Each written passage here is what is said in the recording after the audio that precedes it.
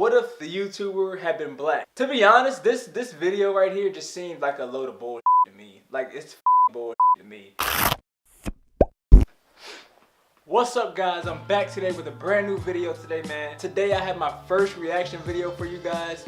From the title, you can see what I'm going to be reacting to. I'm going to be reacting to Logan Paul's newest video that he put up, Suicide Be Here Tomorrow. So I first want to start out by saying I did not react to his Forest video and give my thoughts and reaction on that. I really just wanted to see and sit back and let it set in and just like see how he responded and how everyone else responded. I didn't want to have any conviction in my heart and have it like be a spur of the moment type deal. I just wanted to let it play out. So now that we've all seen the Forest video, he put up his apology video.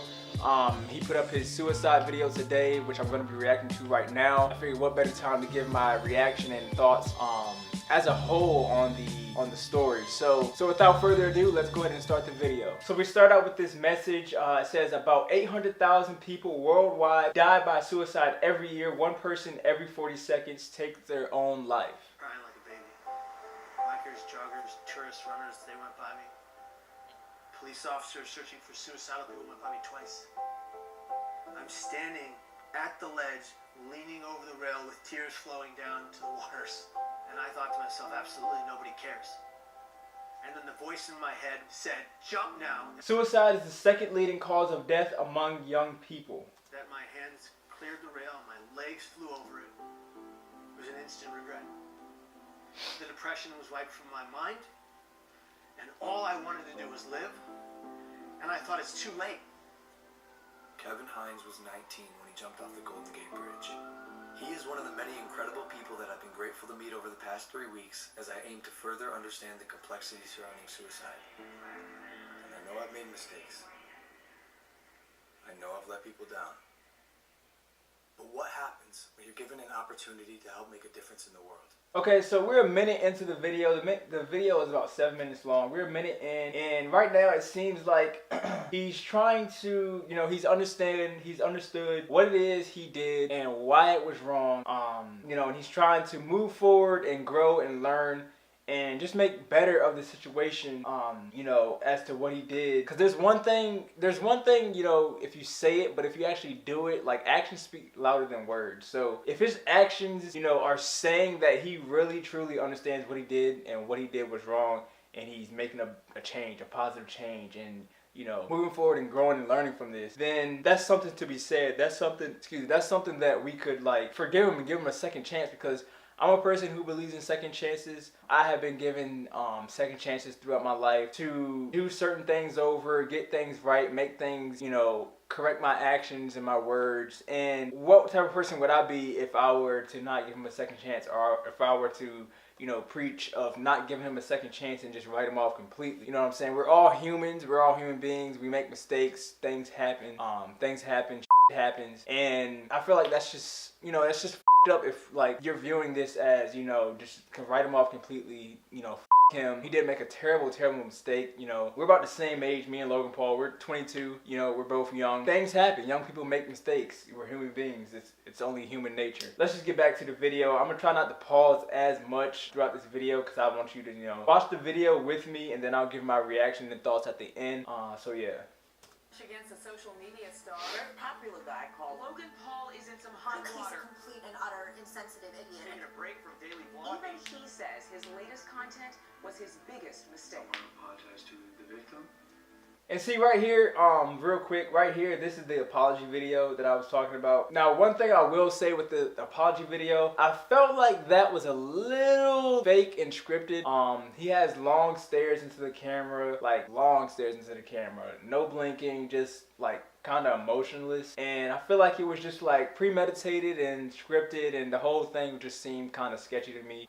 So I will say that I really hope he's taking this seriously, because suicide, that's a serious issue. That's like really sensitive and serious issue. You can't really, it's just a sensitive issue really with America. You got to be careful what you say and how you say it, and just around that topic in general. And his family. It's time to learn from the past as they get better and grow as a human being. I'm here to have a hard conversation so that those who are suffering can have easier ones.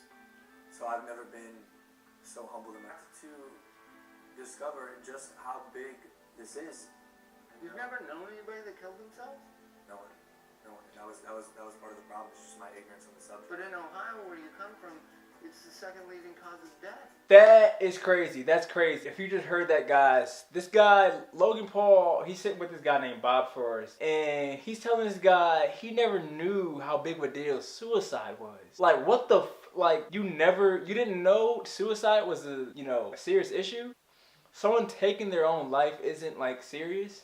Death isn't. And then he's saying, oh my gosh, how could you not? I don't understand how someone could not know how big of a deal suicide was. Like I mentioned earlier, me and Logan Paul are the same age, 22. I've known about suicide and the seriousness and just that it wasn't a joke for a few years now. For before I was 22. And he's 22. He's just now saying oh, I didn't know how big it was. I don't know anybody that killed themselves. And Bob Forrest, the guy that he's talking to, he sits down with him. He's saying in Ohio, where you come from alone, it's the number 2 call of death. I don't get it. We sat down with Dr. John Jordan, director of the National Suicide Prevention Lifeline.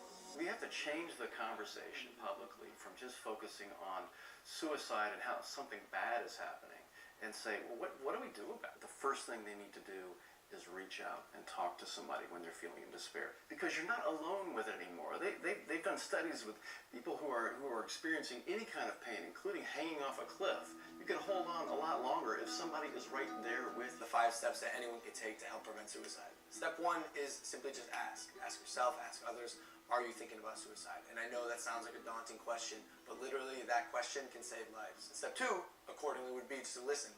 Be present, don't make any judgments, and then step 3 would be there for them. I'm just getting the sense really through this video, yeah, he's trying to make an effort here, and make good of the situation, grow and learn from it.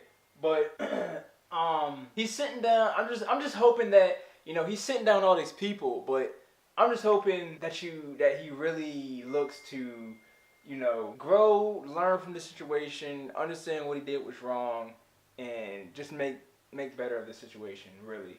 Because I'm just seeing him talk with a lot of people, and I just hope that he's not doing it for show. You know what I'm saying? Really mean what you say. Don't just say something because, you're in a tough spot and you're being criticized. That's all I'm going to say about that. That's how we got introduced to Kevin Hines. 17 years ago, Kevin jumped off of the Golden Gate Bridge and survived. These are individuals whose stories, when people hear them, they say, maybe I can get through. As opposed to hearing stories from people haven't. As I was saying before, Logan, for every one person that dies by suicide, there's 287 other people that think seriously about it but don't. Those are stories, again, that have not been told. If we told those stories of people who got through it as opposed to one who didn't, imagine what kind of influence that would have on people's behavior. Yo, you really think about it? That's crazy that he said that. Because when we hear about suicide and, things like that, it's never it's never a positive ending, a positive story, really. It's always the end result of the suicide or the end result of depression, and that's death, them killing themselves, the person killing themselves. It's never he went through depression and suicide and now he survived it, or he tried to kill himself, whatever the case may be, and he survived it, or she survived it. It's never a good ending result. They never tell the stories of that. I never hear that, me personally. Maybe you have, but I never hear that. So that's interesting that he said that right there. I found out that 1 in 6 high school kids seriously think about suicide. That's stunning. Yeah. This is such a common problem. Logan, all I want. This man, I don't know, man. This to be honest, this video right here just seems like a load of bullshit to me. It's bullshit to me. How could someone, again, I'm just going to keep saying this because I just want you to understand, he's the same age as me. We are both 22 years old. You can't be that naive. You can't be that, I don't know, dude. I don't know. And I've known about suicide. I've known about like issues like this. You telling me he didn't know like the ramifications and like just the whole deal with suicide? Like you don't know that people kill themselves? Like this is a serious issue. Okay, yes, he might have been in the moment in the forest and like, you know, he's filming, he's vlogging. I've done that myself, but I've never been completely ignorant and unaware of my surroundings to where I'm just like, oh shoot, it's in the moment. Like I completely messed up. I've always known when to have the camera on, when to turn it off. You know what I'm saying? In the public and at home. So, I don't know. I don't understand how someone could be that ignorant to a situation. Because if you don't see beauty in the next person you meet, you're not looking hard enough. Damn. Hey, that's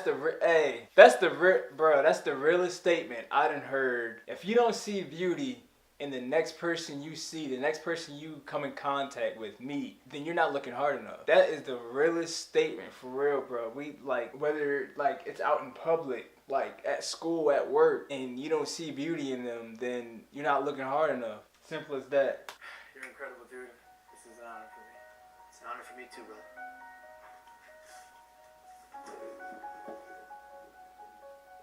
From this point on, I want to make an effort to contribute and immerse myself in the conversation, so I'm pledging to donate $1 million to various suicide prevention organizations, with the first $250,000 going immediately to the National Suicide Prevention Lifeline so they can increase their capacity to help those in need.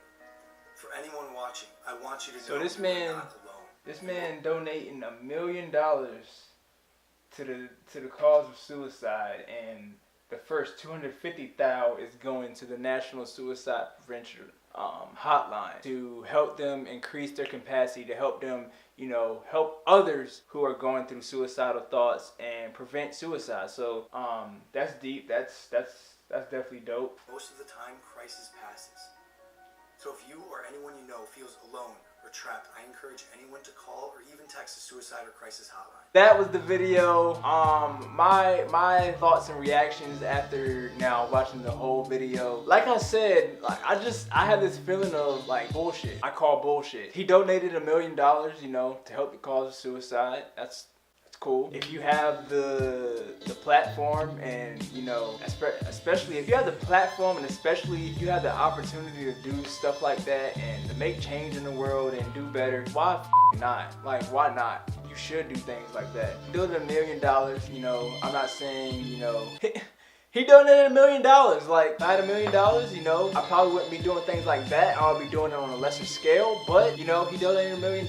Like I said, I still call bullshit. I feel like in the apology video, that was definitely scripted and fake. And I still feel like some things in this video were definitely just like set up, and just like him going to talk with a bunch of people. I don't know. I hope that this isn't, you know, just okay, let me try to convince people and, you know, make them think that I'm trying to make a better, you know, make change and do better and, you know, stuff like that, so that they can not criticize me anymore, not hate me anymore, you know. I really hope he's doing this out of the good of his heart. He's really trying to understand what it is he did wrong, why he shouldn't have done it, and trying to help the cause of suicide, and, you know, really in it for that reason, for the good reason. So I just really hope that he really means what he says.